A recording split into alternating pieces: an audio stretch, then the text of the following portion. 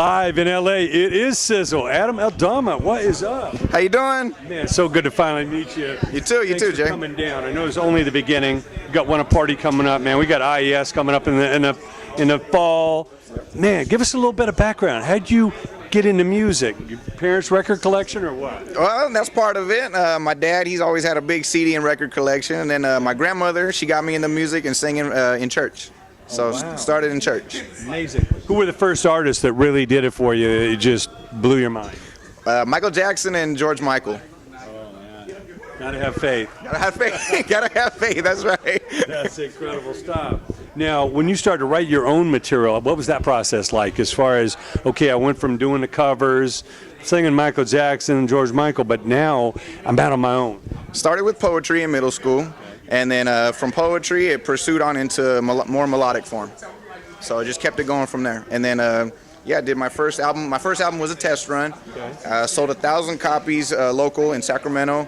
So that was my test run. So it was successful, so I pursued it. If it wasn't successful, I wouldn't be pursuing it. So. Yeah. Well, I know it's a passion. A lot of people think this is some get-rich-quick, business, but it's for the love of it, I talk to a lot of artists, and the ones that really belong here are the ones that have been doing it all their life and will do it for the rest of their life. No matter if it's a hobby, it's their forefront, it's a career, because I always feel if you do music from the heart, the audience will eventually come. That's right. That's right. If the audience doesn't feel you and they don't get the goosebumps, how you expect anybody else to? Yeah. So. Well, we're loving that album, man. Thank you. Tell us about some of your singles and everything on that. The singles on there are Eyes on You, She Got It, and I Don't Want to Go Back. And all those ones have music videos to them. You guys can check them out on youtube.com/SIZZLE916. And yeah, there's some cool music videos. Yeah.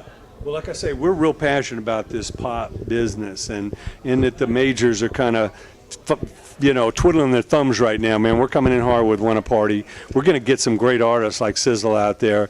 And it's going to be fun, man, giving the fans more what they want. Great music, more variety, really access to the artists, Intimate shows like this where you can do meet and greets, really connect with the audience. What's the most exciting thing about being independent for you? The most exciting thing, I guess, is not having a puppeteer over your shoulders. So that's always good. You can kind of go your own way in your own avenue. It's hard to imagine somebody telling you what to sing, how to look, what you should be called, picking your singles that somebody else wrote. Does that sound like a nightmare? No, because I've never experienced it, but I'd like to try it out.